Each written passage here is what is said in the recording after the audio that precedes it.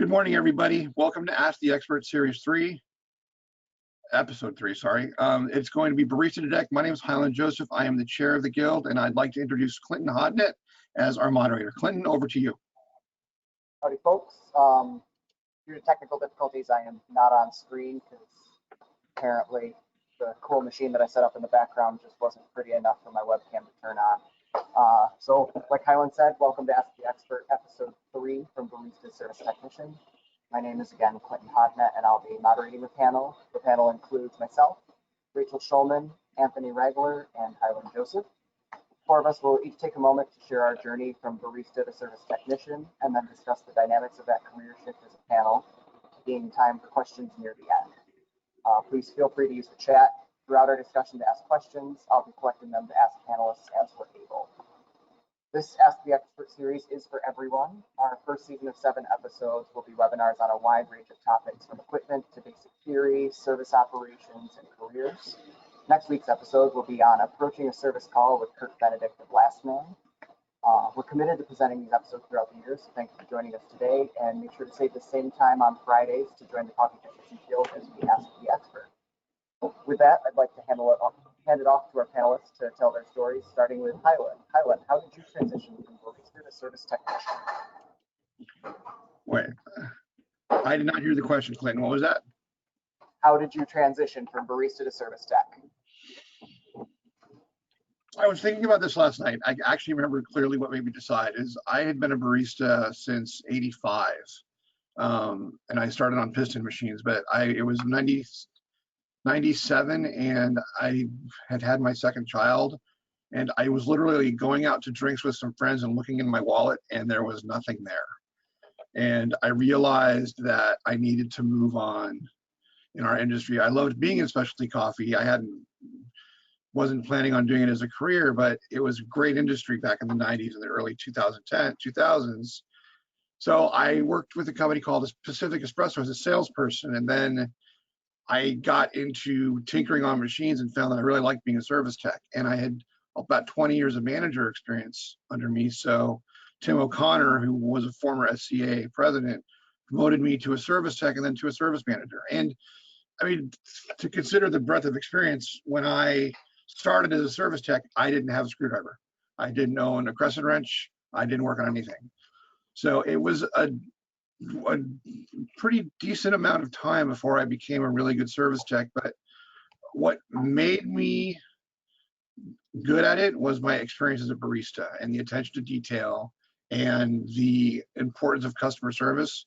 Because if you're driven by that, that's where it starts.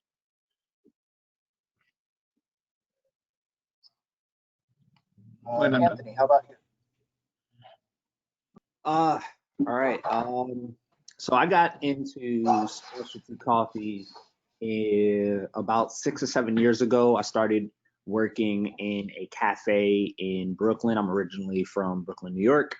And during that time span, I spent 3 years managing this place, and I, at that point in time, didn't look at specialty coffee as a career that I would end up in. A lot of the work that I care about within my life is rooted in community organizing and building. And at the time, I looked at coffee as to an end. It wasn't until I moved out of New York and went down to the Washington, D.C. area where I started to look at specialty coffee as a career.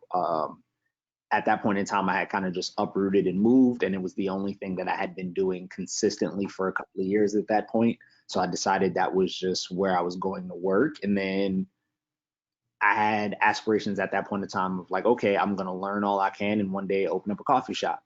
I worked for another cafe down there for almost a year, helped them open up some locations, and then eventually went to work for Vigilante Coffee out in Hyattsville, Maryland. And that was the first coffee company I worked for, or a cafe that I worked for that was its own coffee company that had its own roasting, tech, sales, production departments. And my first position outside of being a barista was managing the production department. So immediately I learned about some of the back end stuff that happens within the coffee industry. And then as I started to work there, I stepped into doing wholesale management. So then I started to understand the balance between what we need on the production end and what the customer is looking for on their side.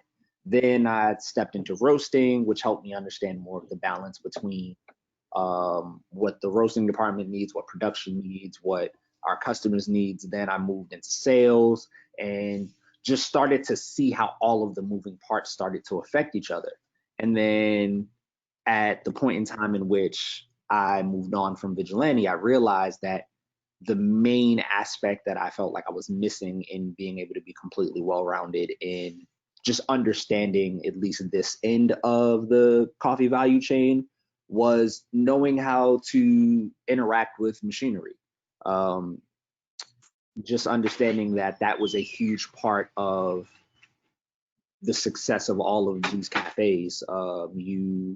You put the bulk of your money up front into your build out, your machinery, and I ended up taking a job with Counterculture as their technician up in New York. And that was kind of the change for me that made me realize that I had a true affinity for all of the different aspects of the industry. So I don't necessarily like see myself as just a service tech or just a barista. I appreciate the fact that I have a little bit of knowledge about a lot of different spaces. And I think that being able to come in as a barista allowed me to look at being a service tech in a little bit of a different way than the typical technician route. And it allowed me to have a bit more of an appreciation for all of the needs of the clientele that we work with. And then as I left from being a technician at Counterculture to going back into a barista role, I had a better understanding of how to operate, one, our machinery in a way that it doesn't break, but also two, just better understanding of the etiquette that is needed to support service technicians as they come in to assist us. A lot of times as baristas, we see service techs and we don't really have an interaction with them. So we just have like our own preconceived notion of maybe they're cold, maybe they don't necessarily want to like interact with you. And as you get into that role of being a technician, you get to understand the nuances that affect how your work experience goes. And now being able to shift back into being a barista and now shifting into a more all-encompassing wholesale role, I kind of get to see all of those moving parts and just how to best support each of them. Awesome. Rachel, how about you? Yeah, so I'm from a really small town, Round Hill, about an hour outside of DC.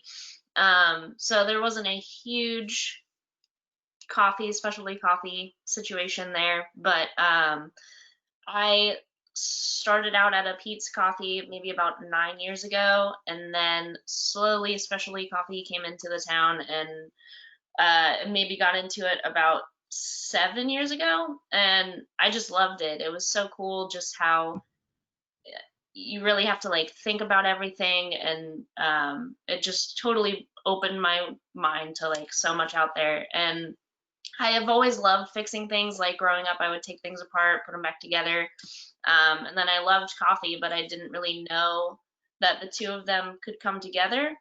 So I was working at a place that served Madcap coffee, and at the time, Madcap had an office in DC. So Trevor Corlett would come sometimes, and one time he came and he was doing a PM on our machine, and I didn't even know that that was a thing, and it was so cool talking about it and like learning that there are people that work on espresso machines. So I like asked him about it and how I could get into it, and at the time there wasn't really anything out there. This was before the Coffee Technicians Guild, so he just told me to try and like work for a roaster that would be able to sponsor me to go. So then at that point I just was trying to learn everything I could. I just love coffee, and not even like specifically just being a service tech, but just everything about it. I tried to learn as much as I could. I started working at this shop called King Street Coffee, and I watched a bunch of videos and then did their PMs on their Marzocco. Looking back now, I definitely did some things I probably shouldn't have, but whenever we would get a tech come in, I would just try and watch them and learn as much as I could. Ended up going to barista camp, and there was a tech there that was working on some of the stuff, talked to her about stuff. And then eventually I found myself in Nashville working at Sump Coffee, and Sump has so many like high-tech machines, and it was just so cool working as a barista, and I learned so much there just about coffee, and then also how to make the machines work for you. And I think that that was like a huge part of my career, was just learning, because they have a pour city there, and it was just, at first I was, well, I'm a barista, like I want to make the coffee or whatever, but just seeing how you can have machines work for you, and like how much more you have to learn the coffee and just be so dialed into the coffee and the machines together was so cool. And then at that point, a Homer from Venturi came in, and I asked if I could watch him like I normally ask techs, and he said that he was looking for an apprentice. So then I worked as an apprentice for him for about a year and a half. And then now I am back into coffee as a barista, and I'm head barista over at LG Coffee right now. So hoping to get back into tech stuff eventually, but yeah.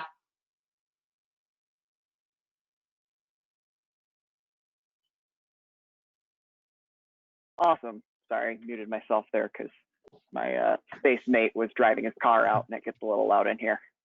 Hey, Clinton, how about My your story?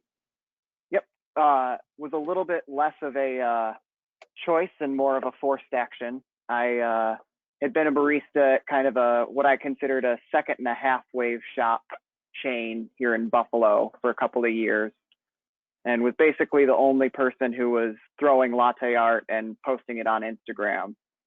So a couple of guys were starting up a shop. I didn't really have any coffee experience whatsoever. So they saw me through Instagram and asked if I would come help them start the cafe, and not realizing what I was signing up for, I said sure. The space that we had 4 mod bar units, which were each, I think, under serial number 200. So about 6 months into the shop, we had an issue with our water filtration where our fill probes were no longer actually responding, and our heating element exploded. And my boss just turned to me, he's like, "You know how to fix that, right?" Because apparently being able to pour a Rosetta means that I also know how to work the entire machine. But being only employee of a startup, I was like, all right, I guess it's my job to figure out how to fix that. Spent a very long week on the phone with Modbar tech support, and suddenly realized that I absolutely love doing this. Started to build out a little bit more tech support for their wholesale clients. Was very messy about it in retrospect. And then when my time with them ended about 2 years ago, I realized that being a tech was really all I wanted in the industry. So left with no other options, I started my own business. And for the last 2 years, I have been Connected Coffee Solutions, working across Buffalo. Buffalo, Rochester, went out to Albany once. It's been a fun run. Recently, I actually had to work on that original mod bar, and it was, I'll call it fun to face the tech I used to be. There was a lot that I quietly undid in that machine that I wish I had not done originally. So yeah, that was how I got there. The next slide and the next kind of question for us all to talk over a little bit more freely as a panel, sorry, the next one after that is what are some advantages of having come from a barista background to being a tech, and what are some of the challenges from having taken that route? Has anybody had anything close to mind, or I've got a few that I can start I us got off a with? couple. Yeah. I got a couple. So one of the biggest advantages is all of the surrounding things that comes with being a technician. So like obviously you need to have an acumen and an aptitude to service machines. Understanding how they work, how water travels, how electrical moves, how to use your tools, things of that nature. Those are the standard things that you need to get down pat to be a good technician, to be a good like actual physical technician. The role of being a tech, at least in this industry, requires a lot more interpersonal service than a lot of other technician jobs. And it's not just interpersonal service in the sense of like, do you fix things, but you're typically fixing things while shops are in operation, while they're trying to keep their everyday moving. So you have to be conscious of their space. You have to be conscious of how you interact with the baristas who are also trying to work around you. There's a lot of nuance that goes into being able to still be personable in a way that doesn't deter you from getting the job done. And then also at the same time, we're always dealing with people being flustered, because if they're calling you in for a tech call, chances are something is already going wrong in their day. So using the skills that you learn as a barista of how to interact with people that may not necessarily be the most forthcoming with you, or may not necessarily have the most patience for you trying to understand their order or suggest something to them, or things of that nature. Those are things that come in really handy when you are operating in the field, just because you have that aptitude of talking to people. The challenge, however, is at the same time, you have to be able to draw a line to be able to focus on the tech aspect of it. And sometimes that's a bit difficult because you feel for that barista, because you've been in that position. You understand what they're going through, but it doesn't necessarily mean that you can just drop everything and service their machine because their steam wand is leaking, when you know you have like a busted heating element in an espresso machine across town. One of those becomes a lot more vital than the other. And some of those executive calls are really difficult for technicians that started off as baristas and has an understanding of what these different struggles look like. Absolutely. Rachel, how about you? One thing for me, I have only ever been a barista. So one big thing was just learning just like business etiquette, and like how to send emails, and like how to call manufacturers, and just like talk to companies on like that higher level, instead of like customer being like just short 2-minute interactions. That was hard for me to get used to at first. But yeah, just what Anthony was saying about, being a barista and just being more empathetic as to like what's going on, not taking up a lot of space. Hylan, anything you've noticed? Yeah, on two different levels. I think one of the advantages that you learn as a barista is to think on your feet, because we've all worked in busy cafes, and I'm surprised when I meet service techs who've only been service techs that aren't able to do that. Baristas, and I'm going from barista to being a tech and a service manager, baristas have a real ability to think on their feet, and part of that is they have developed that problem solving, that house on fire problem solving ability that you sometimes don't see in technicians that have only been technicians. And they understand, it's like when a machine breaks for a barista, your main goal is to get that machine fixed because you want to serve the customers. For a service tech and you empathize with that. For a service tech who's never been a barista, he comes in and he wants to get the machine fixed because his boss told him to. So you, as a barista, you really develop that sense that I need to take care of this person, make sure that they're getting their job done because they have a product to deliver. I think one of the challenges that I've seen is, and I experienced myself, is where do you go when you want to be a tech? I mean, you're a barista, and I recently ran into this working for a customer where I said they're trying to expand their tech their tech group of people, and they're hiring, and I'm like, you need to look at baristas. And I was like, baristas are going to give you this they're great skills, they think on their feet, they're growth oriented, and they learn. And the comment that I got back was that we don't hire baristas because they're not mechanical. I flew off the handle because it's such blatant gatekeeping. And it's like, we're an industry that really aspires to not do that. And I was amazed that someone would actually say that. And then I sat there and I explained why baristas make better techs, and they apologized and they saw that. So, I mean, I think that's one of the bigger challenges when you're trying to make a career change, going up to that, where you're going to something where people are like, well, you were teaching you something more technical. You've just made coffee. You don't understand.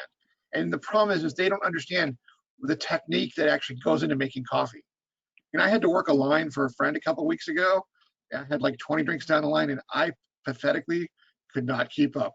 I feel like I need to like do a shift somewhere just to do it. And it reminded me of the thinking on your feet thing. Clinton, how about you?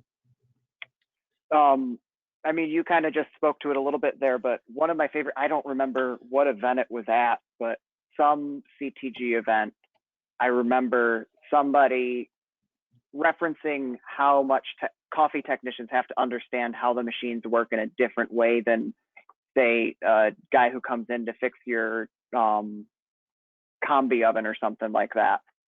That guy just has to come in, turn it on. Yep, it heats. Okay, here's your bill.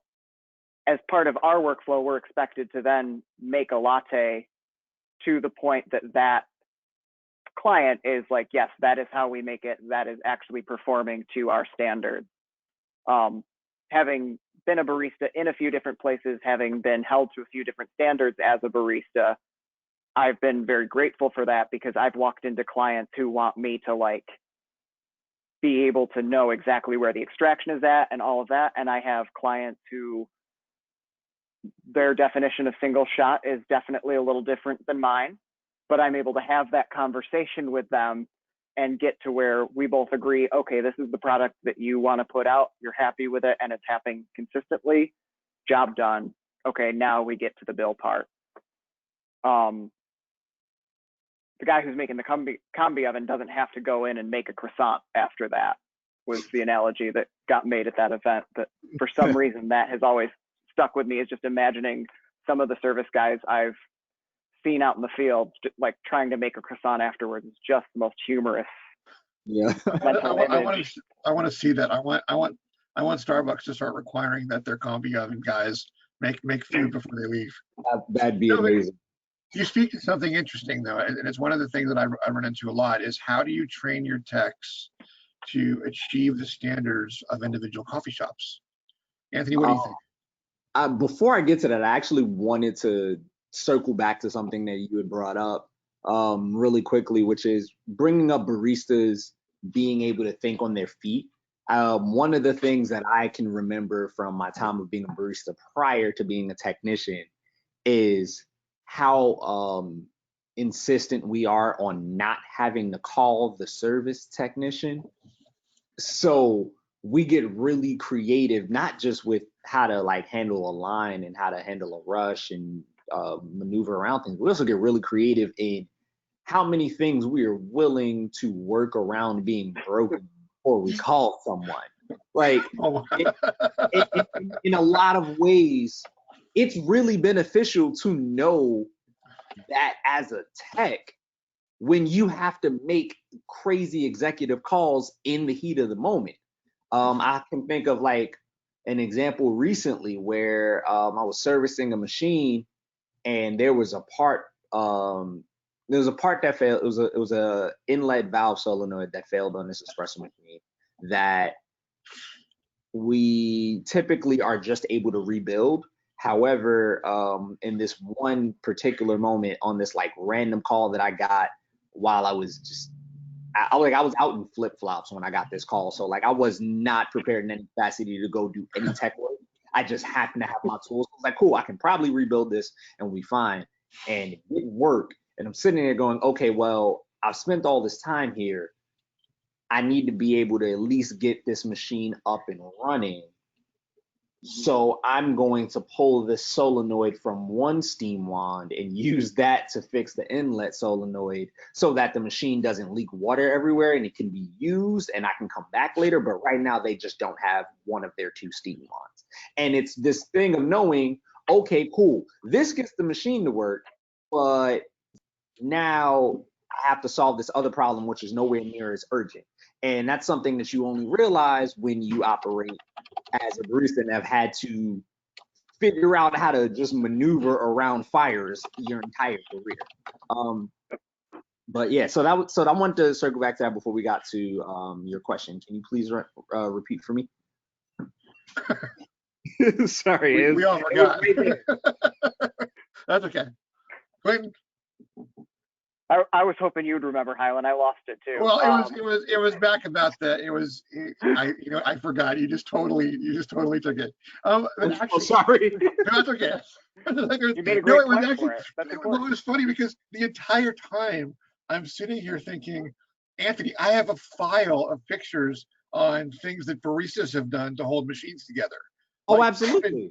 I have files of MacGyver steam wands and steam knobs and everything. It just blows me away. And it's funny when you think about that, because as a barista, and you actually brought up a point I've literally never thought of, is like, we have to fix that machine right now.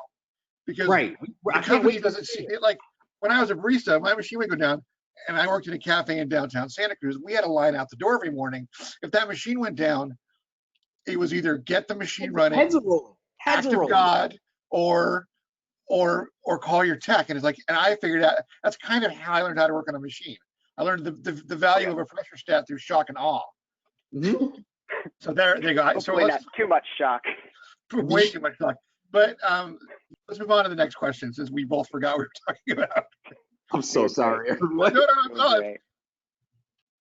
Well, one other challenge that I had written down that's actually come up, Lisa asked a question. How do you go about reaching out to other techs and making connections in the coffee tech industry? I've dealt with a lot of gatekeeping and no responses at reaching out and trying to start conversations / share experiences / learn from each other. And Highland, you touched on this a little bit, talking about that shop that you'd worked with who didn't hire baristas because they weren't technical. And as much as we try to not gatekeep that, at the same time, there's a lot of gatekeeping under the intention of safety that some people, I mean, I literally had a call right before this where I had to go in. I took one look at the machine and I went, you did try to fix it. You just fixed it the wrong way. And I'm glad that it was a low voltage situation over here that you swapped the wires on and not something higher. Please don't do that again. But at the same time, I wanted to enable that barista to feel like if they were interested in moving more towards the tech side, that they could do that. So I know personally, because I came from that, like I have to figure this out, both working for that company and now starting my own, I've turned my space, sadly you can't see, I refer to it as the library.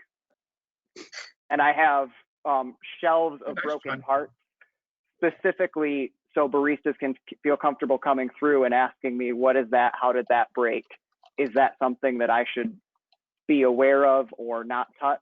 And I basically try to divvy it up into, here are the things you might feel comfortable touching. Here are the things that you might feel daring to touch, but please don't. And we both know you're not going to mess with this one. Right. I know, Rachel, sorry, go. I was going to say, Rachel, I know you've spoken before about wanting to get that information, watching texts, and sometimes they were forthcoming, sometimes they weren't. Have you ever been able to like break a tech down a little bit and actually let them watch you more than they seem to want to at first, or has it always been? I feel like it's a lot of it has been very like begrudgingly, like just being annoyed that the barista is asking to watch, which is another reason why it's cool going from barista to tech, because just like being in that situation before of wanting to see, and like it is hard to learn, and there it's hard to find resources and stuff, but just asking enough questions, and eventually they'll like let you watch, and if you keep asking questions, eventually they'll answer them. But yeah. Let me speak to Lisa's question because I've been staring at it since it came up. It's a tough place to be in. And it's unfortunate that, and Clinton, you see this because you sit on the membership group with me, that we see what she's saying a lot. And actually, when I met Rachel, she said the same story, that it's really hard to become another tech because it's like Rachel experienced, like the tech won't show you. And part of the reason the guild was founded was to stop doing that. I mean, one of the conversations me and Chad had, and we did this over beers, was that it's like we can't find techs, and part of the reason we can't find techs is no one will let you actually be a tech.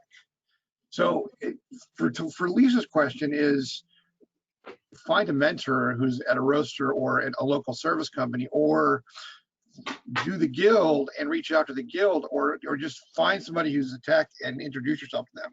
I had a recent interview with a Starbucks tech who had kind of the same situation, and finally she just walked up to a tech and said, "Hey, I want to learn. Will you teach me?" And they did. So part of it's also just finding the right person in the right place to do it. And again, Lisa, reach out to us at the guild if you have any specific questions, and any four of us can help you. Yeah. I'd like to jump in on that one. I think that we do have to be realistic as techs ourselves, understanding what this industry has been as far as the way that they've kept people out from learning technical skills. And we all have experienced that gatekeeping in one way or another. I noticed that, and I kind of like spoke on a slight bit about how I have a different understanding of each of the roles now that I've done being a barista, going to tech, and then coming back. And one of the things I remember, Rachel, you brought up of technicians being annoyed that the barista wants to watch them work. And I've always felt like the only ones I've ever seen truly get annoyed are the ones that were not baristas prior to being a technician. Like the only thing that I could ever like really see as a hindrance is when you're forced to schedule around someone wanting to watch, because obviously we have more service calls than just the spot that we're going to, and it may not always be as efficient. But as someone that is paid the dues of being a barista going into the tech field, it feels almost disrespectful of us to not want to pass that knowledge forward. We all understand what it's like banging our head against the ceiling to try to get in a door somewhere, and that idea of we're going to gatekeep this knowledge because either A, they're not technical, or B, if there are so many more techs, then there's less space for me, or I can't earn as much. But then we have all of these complaints of, for example, the files we have of all the things that have happened to machines because baristas need to keep it running. Like, we can avoid so many of those larger scale issues by being more forthcoming with our information. So yes, baristas that are interested in getting into the tech field should be able to step up and ask and feel comfortable reaching out and hoping someone's willing to mentor them. But I truly believe it's more on us as technicians and as an industry to make reaching out more approachable. Yeah, I agree. And keep in mind, you guys, that in the next 5 years, they're going to install 30,000 espresso machines across the United States. That's what they're projecting, and that's after COVID. And no one can hire or find techs. So in the specialty coffee industry, it's probably the single biggest job growth area that we have. So if you're a tech, if you're a barista that wants to do it, there's outlets out there. There's lots of outlets out there to send you in the right direction. But don't be afraid to ask. Don't be afraid to ask the tech that's there. Don't be afraid to call the service company. That's how I got my start. Was I had a relationship with a roaster service company, and finally, when I realized that I was going to make no money as a barista and a dad, I asked them, and they hired me. And it's like, be brave if you want to grow. Be brave, but also knowing that if someone's not forthcoming with you, it's not your fault. Yeah. And I think we've edged up on another question here in the comments. That's a good one. What do you wish more baristas would know to prevent service failures? Chance to get into some specifics here a little bit. As far as I can say, I have a client that I recently stopped through on a PM schedule, and we had a good conversation about the language we would use to describe how certain parts of the machine were behaving. And some of that is coming from a barista to a tech mentality. Baristas use weird words to describe stuff, and some of that comes from tasting notes, and some of that comes from just how weird baristas are. But the steam wands we decided were crunchy, and they moved to silky. And then the gaskets were, I think we were gritty to juicy. And I will now never describe fresh gaskets as anything but juicy. But as much as that was a fun laugh to talk about, that part of it was that sharing language and being able to say, okay, I don't necessarily need you to be able to recite the parts diagram number to me. I don't even need you to be like right on about the exact way that this manufacturer describes that part, because we all know there's 15 different names for an anti-suction valve. But what are some specific ways that we can work with baristas to help them prevent service failures, and then maybe give them an inroad towards looking into a career as a tech from there? Let me jump on that one really fast. Every barista should understand how the machine works. They should understand the difference between a single boiler or a double boiler. They should understand that that red button that's blinking on the machine is not the go faster button. That is the button that indicates if it's heating or not. They should also understand that as techs, we don't understand the word thingy. I hear the word thingy's not working, and it's giving the barista, as a barista, having the nomenclature to fix the machine and to understand the sounds and the rattles. And I get my machine needs to be exercised. Now I've been doing that, and I'm not exorcised like they need a priest. So, and I know now it's like, okay. And I think it's like, it's your solenoid. It's like, that sound. It's like, yeah, empower and actually save money for any coffee shop or every large company is do a basic explanation of this is what each part is, and it doesn't have to go into the machine, and this is how your machine functions. So when a barista calls and says, this is the problem, I know what the problem is, and most importantly, I know what parts to bring.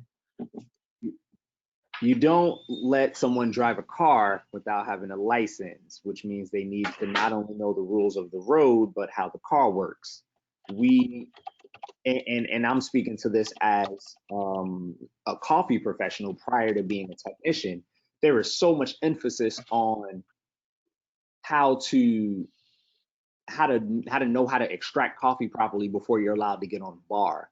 But there should at least be some type of emphasis put on how to properly care for your product. Not just how to clean it, but what are the signs of something being wrong? So that at the very minimum, when something goes wrong, you're not in a panic because you can at least isolate where it's coming from. If at the cafe level, more work was done to equip baristas with just the comfort to be able to say they know what's going wrong, that helps your technician tremendously. Being unafraid to ask questions prior to things exploding, I think a lot of times baristas don't have access to technicians until the tech is in their shop in the middle of fixing something. If there's more of a through line of communication prior to that, baristas will feel much more comfortable about knowing what's going on with the machine, knowing how to interact with it, and also being able to explain it better when we're trying to diagnose over the phone or via email. Yeah. I think it helps a lot, just even as a barista, being able to dial in your coffee. Like I didn't with volumetrics, I didn't understand how it worked until I became a tech. So I would think that it was dependent on like time or whatever, and just like learning about flow meters and like how volumetrics work definitely helped me be able to dial in my coffee more.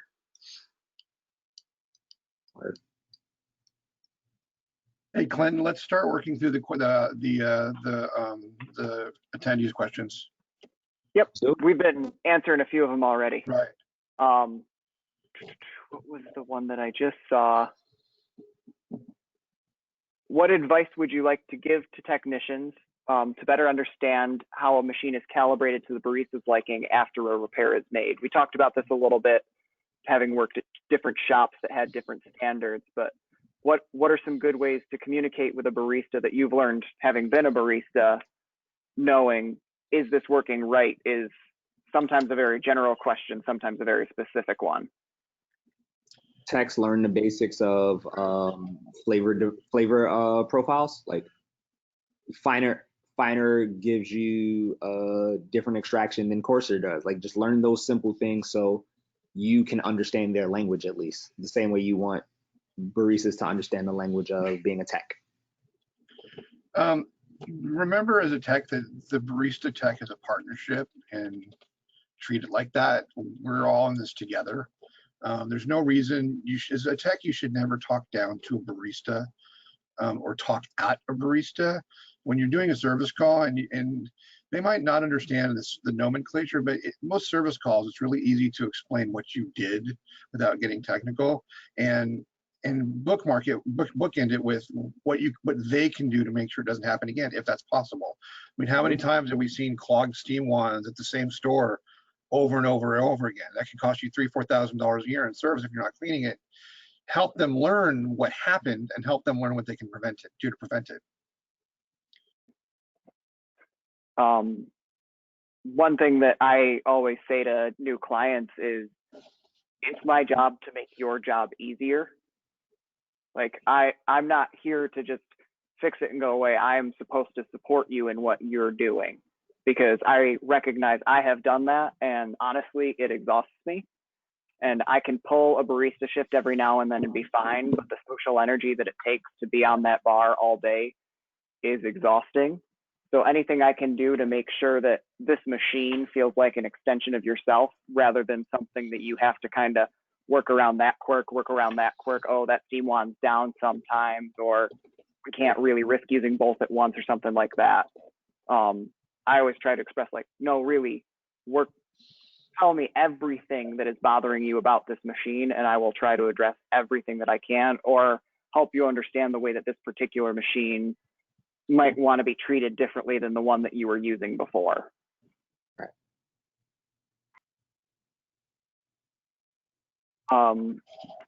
One other one that came up that I wanted to make sure that we addressed, and it scrolled away from me. I'm taking over a tech position and have little experience in the tech world. I'm worried about the limited training available due to COVID. Any suggestions where to begin? Videos prior to you even starting that position. A lot of the manufacturers have basic service videos up on YouTube and on other sites, just so you can at least like just get an understanding of what everything does and what specific quirks are happening to specific machines or specific brands.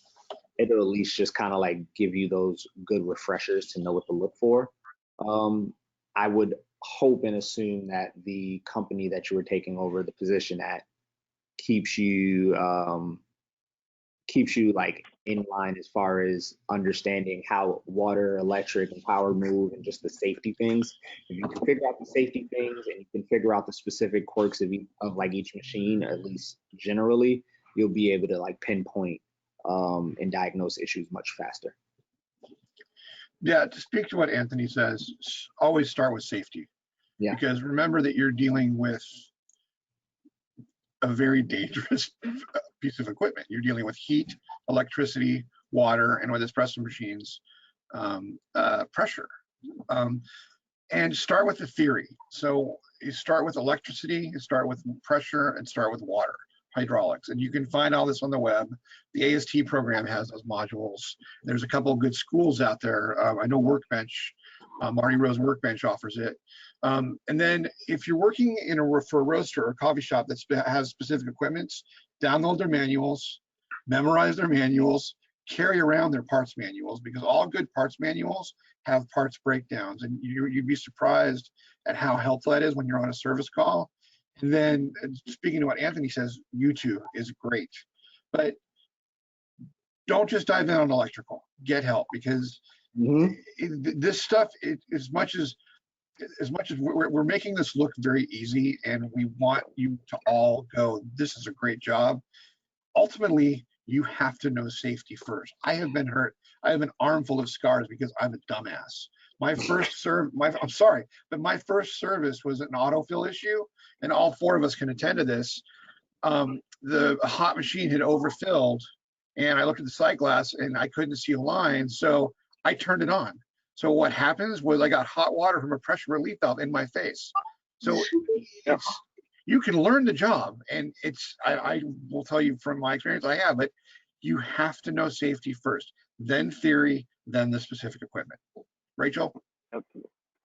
Yeah, honestly, a lot of manufacturers I didn't realize were so accessible. I think the last training that I did was Marco's online training, and it was very helpful and very thorough. It was very easy to understand. And then just reaching out to them, I've only had positive experiences reaching out to manufacturers for questions. I didn't realize how accessible they were.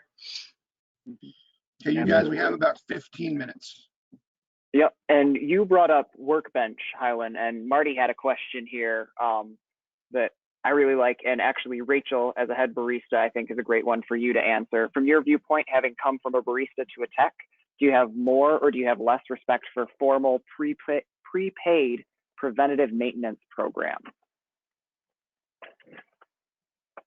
Do you think that like having that set schedule works, or is there some other way you'd like it done? I really like the scheduled thing, so then it's not let's push it. It's fine. It doesn't need anything. Nothing's wrong. But just like having that set before and explaining it's like similar to like oil changes in your car. I think people don't really, a lot of the people that I've talked to haven't realized that espresso machines need scheduled preventative maintenance. So if you just like take care of that ahead, I feel like that just makes it easier for everyone. I prefer the scheduled PM route, mostly because the one difference between espresso machines and cars is cars are brought to you when they're broken. You go to the espresso machine for the most part. So I'd like to be able to go there, and during that PM, it takes me 2 minutes to just check all the faculties and just have an idea of what may break soon, so I am prepared. If you have it on schedule, you can be preemptive about what you may have to service. Whereas if you never see the machine, anything can go wrong, and you may or may not be prepared for it. Yeah. Oh, yeah. We've all expressed it at some point that baristas will make anything work, but baristas, I can say from experience, will also work with anything if they have to. So the number of times that I've like limped along on a machine that should have been serviced just because my boss wasn't putting in the call for the service, I just got used to it at some point. And I've had so many clients where I've walked in for one issue and then looked over and been like, so there's not a portafilter in that group. There's not a screen on that group. Is that group working? And the client's, oh no, we haven't used that for 2 years. Like, well, that's why I come in for PM plans, even if I'm just giving it a once over for this quarter and like changing your gaskets, because if I happen to be here and you're like, oh, by the way, I haven't used the left steam wand in 2 months. This is a great opportunity to talk about that without you feeling like you're putting this huge risk out there to call me in and it's going to be this massive repair.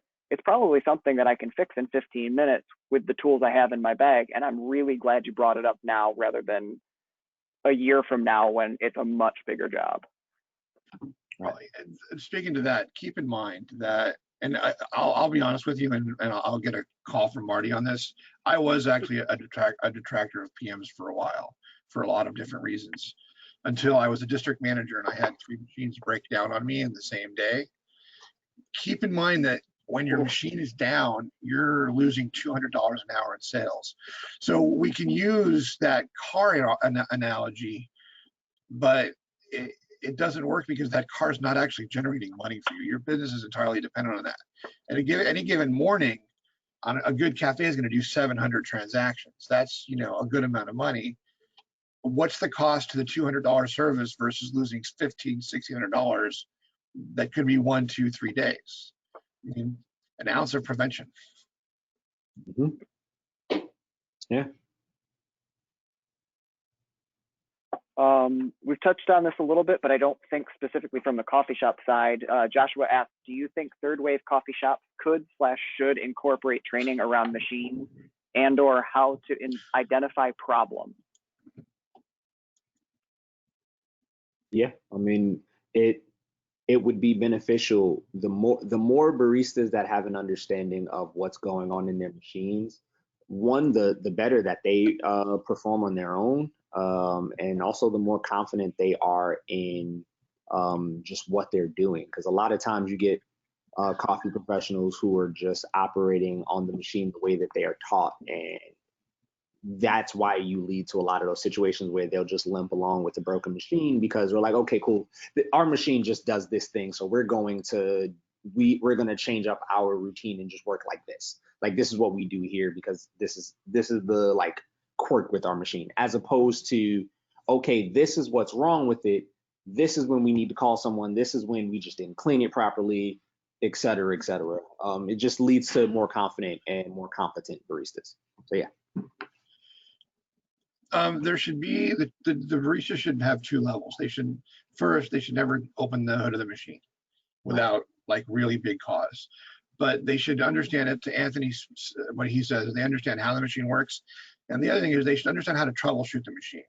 So at some level, if the steam wand is down, they should understand what is causing the steam wand to be down, because 9 times out of 10, it's not mechanical. It's a dirty steam wand.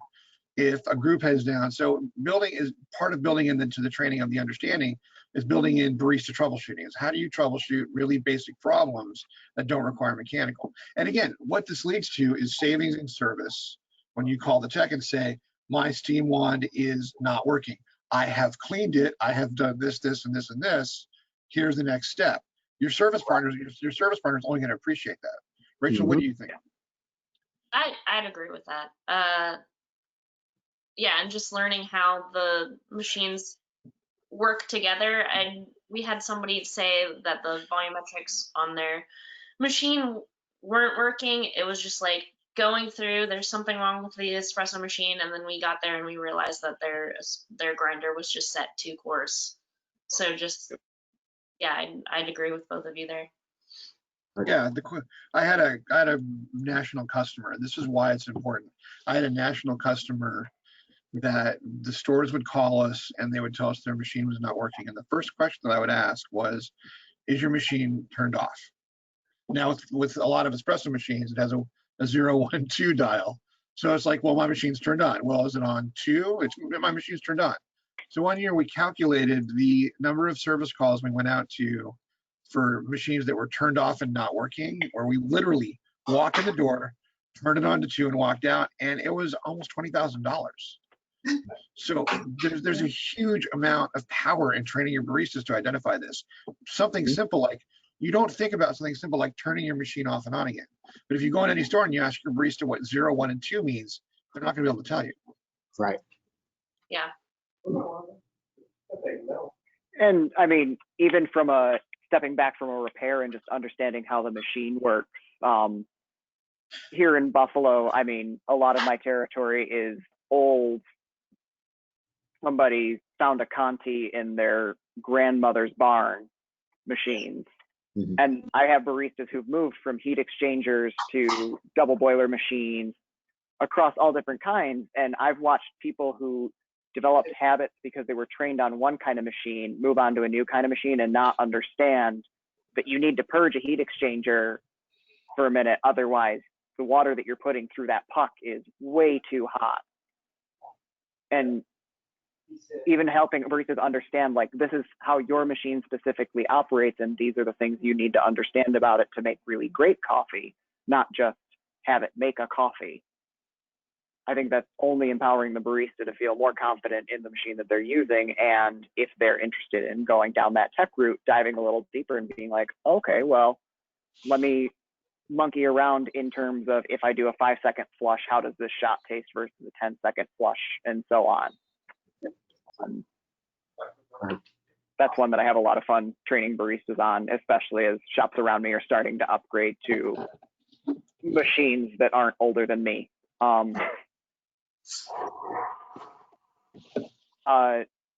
There's an interesting question here. Rachel kind of touched on it a little bit with the grinder not being adjusted. I'm working as a coffee machine technician for 3 years. I've been a barista for 3 years. If you say we should teach baristas how the machine works, but in my country, Lithuania, it's forbidden to pass the knowledge to the barista. We can't even show how to dial coffee grinders. So my question is, how can we try to break that when every company forbids that? I haven't experienced it quite on that level, but I've definitely walked into shops where there's a note that says, do not adjust the grinder, ownership or something like that. How do you engage with that, having been in that barista position where you are kind of at the mercy of the owner, trying to help that barista understand this is what should be happening and try to work with the owner? It's actually going to work out better. I promise they're not going to break the grinder by adjusting it. Island, have you experienced much of that? I've actually done it, unfortunately. I have to admit this, when I was a district manager. And here's the reason why. And I disagree with it after the fact. But when you're working in a 3 to 5 units or 7 units, every time your customer goes into that coffee shop, they're expecting the same cup of coffee, the same espresso, the same latte. So the initial thought is to not empower the barista to adjust the grinder to what they think is right. Now, to fix that, train your baristas better on what the standard is. Make sure your baristas know how to adjust the grinder and what the standard is. Don't take it away from them, and don't take ownership away from them, because that's disempowering. Yeah.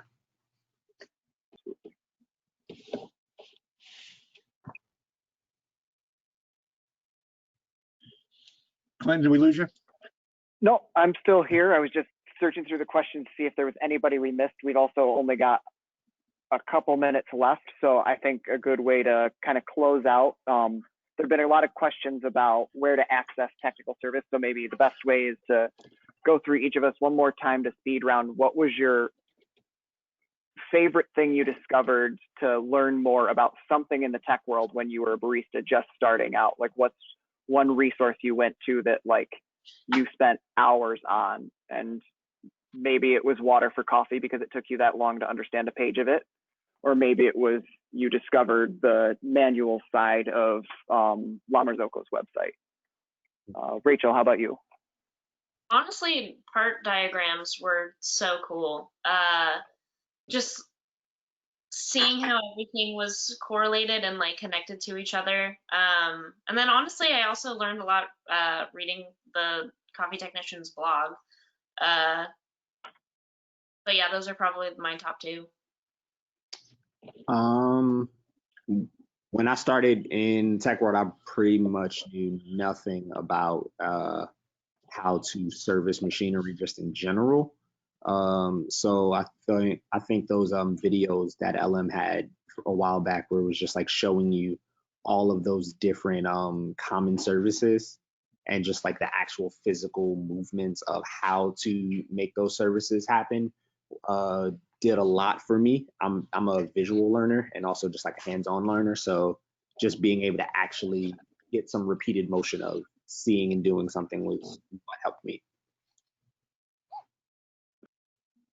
I mean, I'd have to go with Rachel because, excuse me, when I got started, the internet was not filled with manuals. So, you know, the old Nuevo Combi parts manual, that's, you know, as thick as a phone book, was super useful to me because he broke everything down.